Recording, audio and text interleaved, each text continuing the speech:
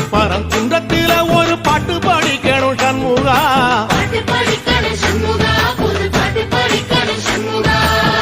புள்ளிமயில் ஏறி வந்து நீ கேட்டு ரசிக்கணும் சண்முகா,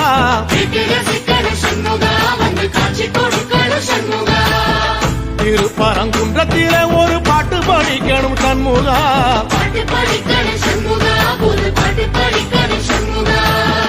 புள்ளிமயில் ஏறி வந்து நீ கேட்டு ரசிக்கணும் சண்முகா,